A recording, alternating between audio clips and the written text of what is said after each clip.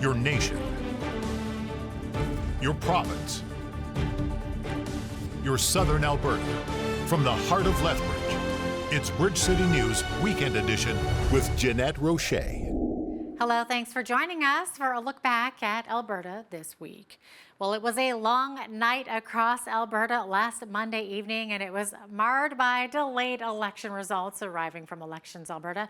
Although the United Conservative Party won the majority vote, it wasn't a sweeping win for the UCP in Lethbridge, as the incumbent Nathan Neudorf only beat NDP candidate Rob Miyashiro by 700 votes in Lethbridge East. Meanwhile, Lethbridge West continues to be a sea of orange, as Shannon Phillips beat her UCP opponent by 2,500 votes. BCN's Micah Quinn was up late awaiting the results with the UCP candidates at Moxie's on election night and filed this report. I'm glad that throughout it all I was able to secure the vote of the majority of people in Lethbridge East for a second term. It was an extremely tight race on Monday evening for the riding of Lethbridge East. UCP candidate Nathan Neudorf was able to squeeze out the win against NDP candidate Rob Miyashiro. Neudorf collected 11,003 votes compared to Miyashiro's 10,258. We asked Neudorf what he thought of the long wait as election results slowly started to trickle in later in the evening. Overall, I think we need to satisfy all Albertans that the process is absolutely pure, that there wasn't any interference. I don't think that there is any interference whatsoever, but I think we obviously want to see those results come about a little quicker. Supporters of the UCP made it known exactly who they were voting for, with wins from their candidates receiving cheers and losses generating boos.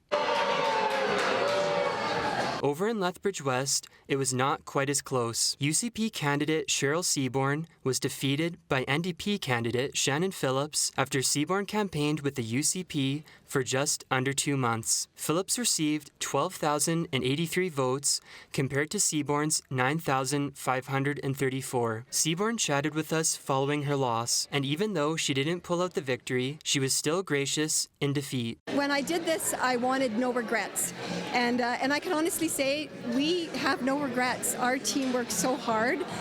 We wanted a positive message out there, and we kept our word on that. We were positive the entire time, and I'm so grateful for that. For Bridge City News, I'm Micah Quinn. Meanwhile, the Owl Acoustic Lounge was packed full of NDP candidates and supporters while they awaited the results of the election. NDP Lethbridge West candidate Shannon Phillips secured her spot as an MLA for a third term. Rob Miyashiro, meanwhile, fell short of a victory for the Lethbridge East riding. Angela Stewart has that story.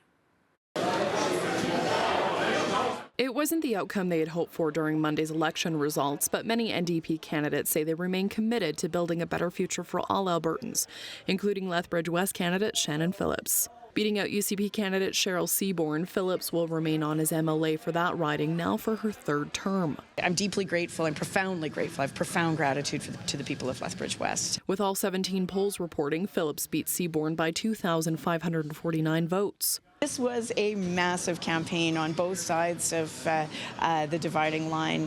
The number of sign locations, volunteers, first-time NDP voters has just been astonishing. Meanwhile, hoping to have snagged a spot as MLA for Lethbridge East, former two-term city councillor Rob Miyashiro finished as runner-up to UCP incumbent Nathan Neudorf by 745 votes. Media who attended the event requested to speak to Miyashiro following the results, but he was not made available for comment. Although not enough votes to form the next government, the NDP picked up at least 11 seats. This is the largest official opposition in some time, if not ever.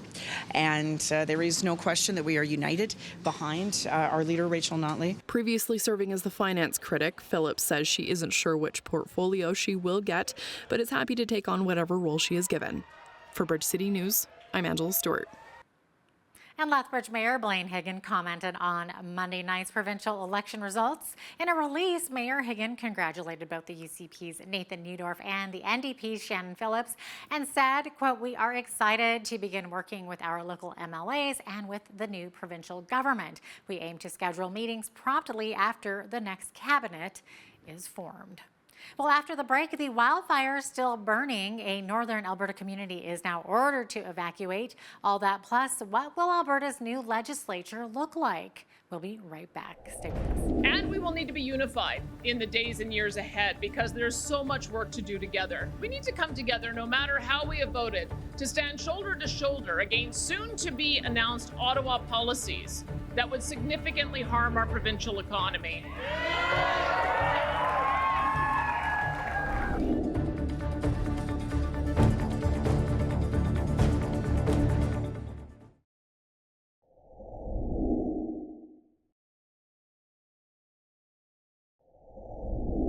Alberta emergency officials say the fire danger is still quite high in the northern regions of the province. Firefighters have responded to 553 wildfires so far this year, which have burned just over 1.1 million hectares. Alberta Emergency Management Agency says more evacuation alerts have now turned into evacuation orders in parts of the northern portion of the province. This evacuation order is now in effect for Fort Chipewyan, including the Mikisew Cree First Nation, Fort Chipewyan Métis Nation, and Athabasca Chipewyan First Nation. Please check the Regional Municipality of Wood Buffalo's website for the most current updates on this evacuation at rmwb.ca/Fort Chip. A phased evacuation was underway with help from the Canadian Armed Forces, which provided an aircraft to support the evacuation efforts. The remainder of evacuees are in the process of evacuating by air and boat. We are grateful for the Armed Forces' support, along with that of the thousands of firefighters from near and far that have been working tirelessly on the situation over the past several weeks. Just over 2,600 firefighters from across Canada, the U.S., Australia, and New Zealand have been helping to battle the blazes in the province. Danielle Smith and the United Conservative Party won another majority government here in Alberta. The Smith camp took home 49 seats compared to Rachel Notley and the NDP's 38. The UCP won 52.59% of the vote, the popular vote that is, compared with the NDP's 44.02%.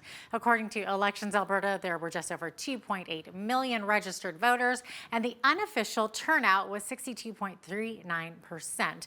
Official results will be released on June the 8th.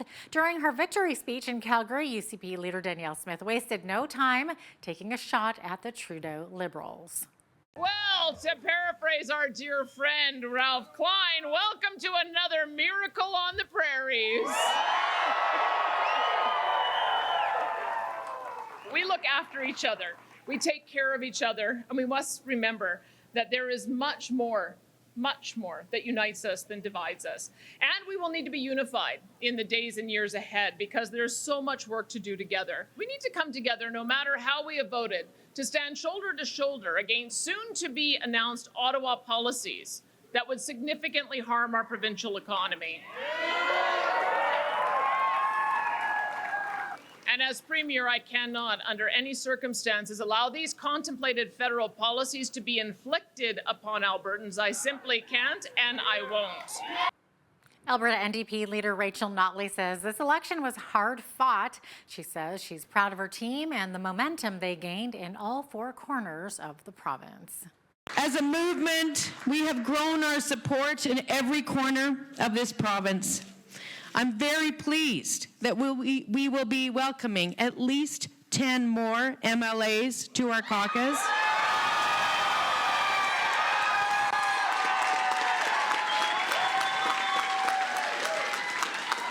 Who will form part of the largest official opposition this province has ever seen in its history. Even though the UCP won a majority government, they still ended up losing a number of seats, and the results were closer than many people anticipated. Most notably, three former cabinet ministers, Jason Copping, Casey Madu, and Tyler Shandro, all lost their seats to the NDP. Shandro, along with another UCP candidate, lost by less than 50 votes. Whitney Isaac of Calgary Glenmore lost her seat by 30 votes, while Tyler Shandro lost his seat by a very narrow 7-vote margin in the riding of Calgary-Acadia. According to Robin Bell of Elections Alberta, this means there will be an automatic recount of votes for each of those ridings. Between now and June 8th, we will conduct the recount of any of those electoral divisions where it was less than 100 ballots. So I can confirm that was Calgary Acadia and Calgary Glenmore. And now there were some that were close, but just not close by that standard. So those ones won't get an automatic recount. However, after June 8th, once the official results are released, then we enter an 8-day period where candidates can request a judicial recount. And to do that, they'll need to make an application to the Court of the King's Bench. So there will still be an opportunity to do that. They'll just have to wait until after June 8th. When we return from the break, we dive into whether or not the re-elected UCP government should pick a smaller cabinet to save taxpayers some money. We'll be right back. We want to see more efficiency in government. Also, it reduces the costs because, of course, cabinet ministers are paid just over $180,000 per year. So we'd be saving money on that bump up that cabinet ministers get.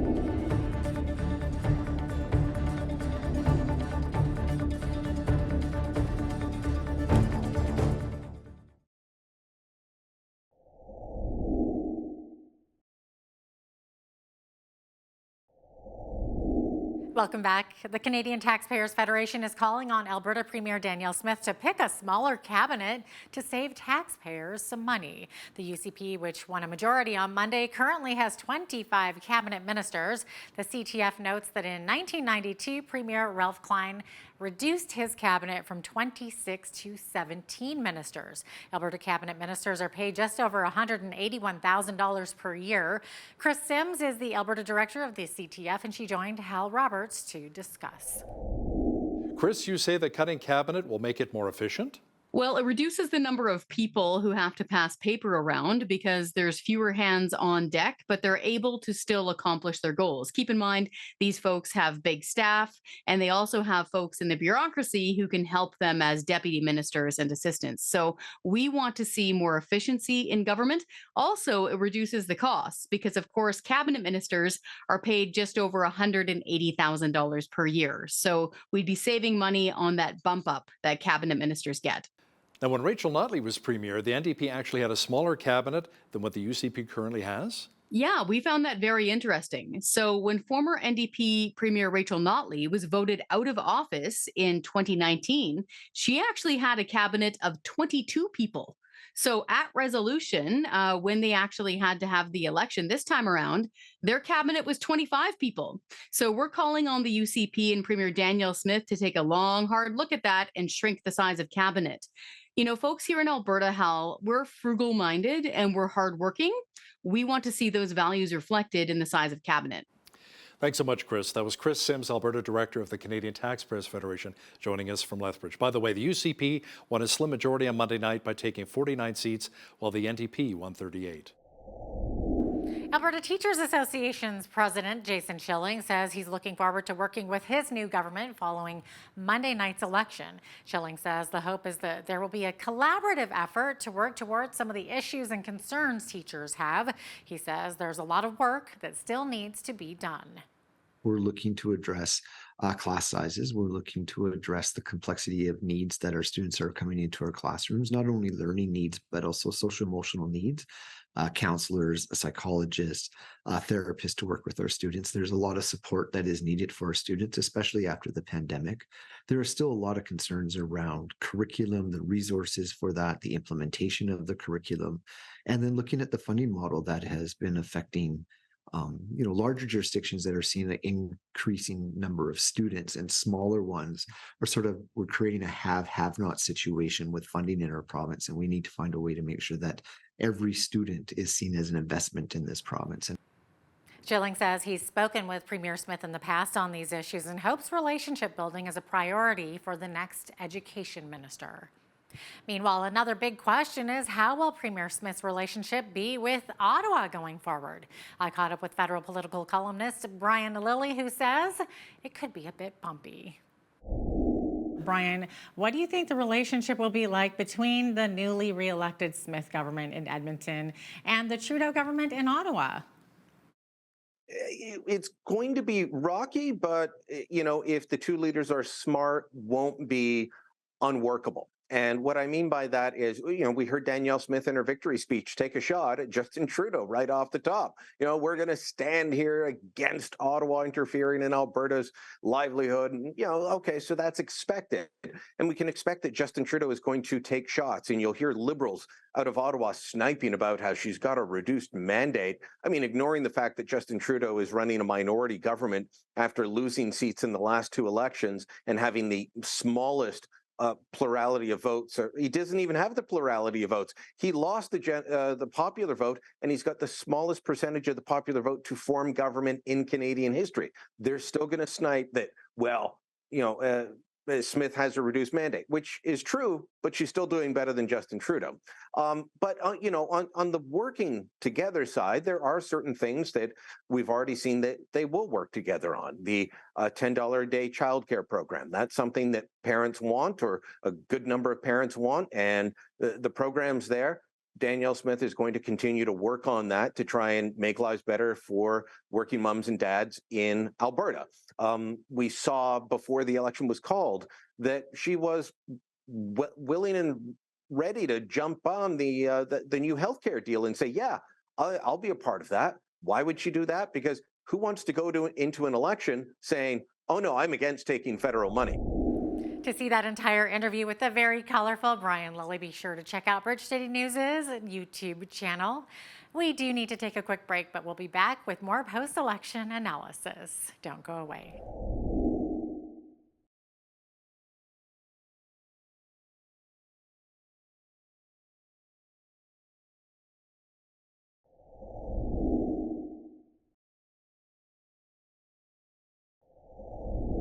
Welcome back. While some may be celebrating election wins this week, others are celebrating that the election is finally over. What a month it's been, and now that the dust has settled and the mudslinging has subsided, the parties will be getting down to work. Earlier this week, Hal Roberts spoke with Tyler Dawson about the surprises and the new look of the legislature. Here is a look at part of that interview. As you heard on Bridge City News, Danielle Smith and the UCP won another majority, but ended up losing some seats in the process. Now, to chat about this in more detail is our legislative reporter and the Alberta correspondent with the National Post, Tyler Dawson, who joins us once again from Edmonton. Tyler, it was a late night for so many of us as the results slowly trickled in from Elections Alberta. Were you kind of surprised by the results? I mean, the 2019 election saw the UCP win 63 seats, and that number has dwindled down considerably, but still majority territory. Yeah, I think it was a reasonable conclusion that the UCP were probably going to get a majority. But the surprise, I think, was just how slim that majority is. Now, they have 49 seats. The NDP has 38 seats. So that's an 11-seat spread. But what kind of matters here is that 44 seats is the majority. So that gives them, sort of a handful of people to play with. And of course, Jennifer Johnson, the Lacombe-Panoka candidate, has been told she won't be in caucus, and they need to select a speaker. So that's basically a 3-person majority at the end of the day, which is a very slender majority, the tightest, smallest majority, I think, ever in an Alberta provincial election. Now, this is the second straight defeat for NDP leader Rachel Notley. Tyler, will she be sticking around as party leader? What are your thoughts? She says she will. In her concession speech on Monday night, she said that it would be sort of her honor to continue in the role of official opposition and leader of the New Democrats. You do have to wonder if she's going to stick around for the next election. She's now actually the longest serving MLA, first elected in 2008 in her riding of Edmonton Strathcona. And so you do have to wonder, does she have another election in her? I guess the other question is, do the New Democrats have an obvious heir apparent, someone who could step into her shoes? I think much of the NDP brand is also the Rachel Notley brand. You almost have sort of a Jack Layton federal NDP thing going on here. It's kind of hard, honestly, for me anyways, to imagine a different leader taking over that party. But she's going to be leader for the foreseeable future, whether she runs in the next election, I think at this point would just be guesswork. Now, where did the NDP go wrong? Was it the talk of raising the corporate income tax from 8 to 11%? Was that enough to maybe scare many Alberta voters? I think that's one possibility. I think there's going to be a lot of discussion in the next couple days about why the NDP couldn't quite bring it over the finish line. I think that the corporate tax hike is probably part of the story. I think almost certainly the debate is part of the story. Danielle Smith almost certainly overperformed in that debate. She was very, very disciplined, very on message, did not have any sort of remarks that might have raised some eyebrows. So that's a possible turning point, a possible misstep on the part of the NDP, Rachel Notley not coming off stronger in that debate. But, broadly speaking, I don't think either campaign really had any massive mistakes. This was it's a very boring election in some ways. There was not a big issue. There was not all that much drama. There was not any sort of big issue that came out of nowhere, any gaffe, so kind of a strange election, but you do have to just think that, whatever Rachel Notley and the NDP did, it wasn't quite enough to persuade more former UCP voters to come over to them. And I think they have to ask themselves the question of why. Now, a number of Albertans thought this election was going to be a UCP blowout, but the pollsters really didn't buy it, and it was closer than many people realize.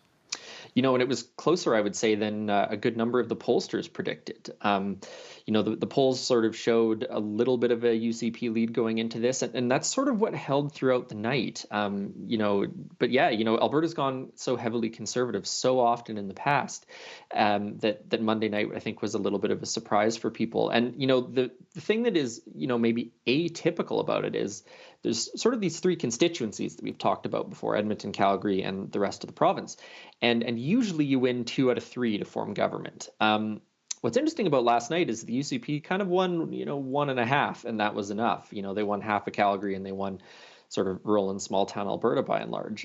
So a little bit of a twist in sort of this narrative of how Alberta elections are won as well. For more with Hal Roberts and Tyler Dawson, please visit the Bridge City News YouTube channel. When we come back, we hear more about the health care guarantee and the first order of business for Danielle Smith and the UCP MLAs. Setting the tone with Ottawa, setting the tone with Prime Minister Trudeau. The fact is that we have something called just transition looming.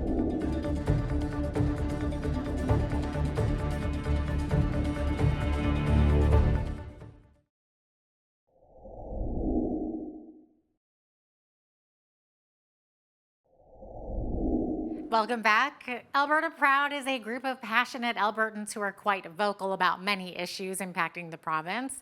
They now have around 250,000 followers on Facebook. The group is led by Lindsay Wilson. She's a social media influencer and conservative commentator who has some interesting insight into the recent Alberta election. She shares her thoughts with Hal Roberts. Both Edmonton and Calgary saw an increase in seats for the NDP. What do you think really led to this?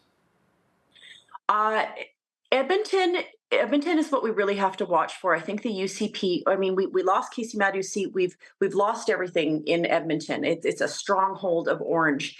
And I'm concerned that this is going to pit us versus them, or a rural versus urban, because there's a bit of a mix in Calgary. Certainly the NDP picked up some seats there, but they couldn't flip some really key ridings, which, they were hoping to do in order to be victorious that evening.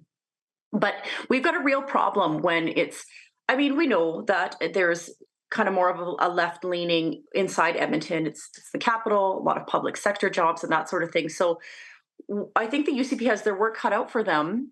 What can they do to bridge that gap? What can they do to appeal to these people and to find that soft middle ground, I guess, with the public sector unions and to champion Edmonton?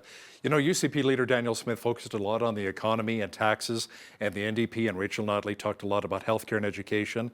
Do you think maybe the UCP did enough to convince Albertans that they are the party of choice when it comes to healthcare and education? I think that is a work in progress. And I think when it comes to trust, I still think Albertans overall have more trust in Rachel Notley and the NDP when it comes to healthcare. But I think what really happened there and what really backfired is, and I know this just from talking to a ton of Alberta Proud people, a lot of people would come up to me and say, Lindsay, Danielle's going to make me pay for a doctor. It's a really, it was really negative attack campaigning, certainly. But what they did is they took a soundbite based on things that Premier Smith said before in her time when she was a radio talk show host for 6 years. She's been involved in the energy sector. She's been around politics for a really long time, of course.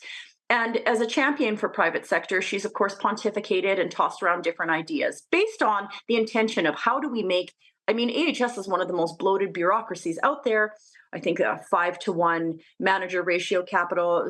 We have, we've had some major spending problems there, and reining that in is really key. We can't just throw money at things to fix it. And so in previous years, Danielle Smith has come out talking about a semi-private system that seems to scare Canadians a lot. I mean, we really do already have a two-tiered system. And she came out with her healthcare guarantee. Premier Smith came out with that healthcare guarantee, I think that was about a month ago, and said, no Albertan will ever have to pay out of pocket for a doctor. So the thing is it started to come to people that, oh, it's a lie. The NDP really largely campaigned on one big lie. Now, I'm not saying Danielle Smith has never talked about some form of private health care. That's not to abolish the public system, of course, but it was a lie that they came out with, and they championed that. What do you think will be the first order of business for the newly elected UCP? I think that Premier Smith alluded to that very clearly in her victory speech, which was setting the tone with Ottawa, setting the tone with Prime Minister Trudeau. The fact is that we have something called just transition looming. It's actually something right out of the Rachel Notley NDP playbook circa 2015, where they actually use the term just transition. So the federal government thinks at this time that it's a great idea to just transition our best in the world energy, our high-paying oil and gas jobs for, quote, green energy jobs, whatever that means. I guess it means installing solar panels or something.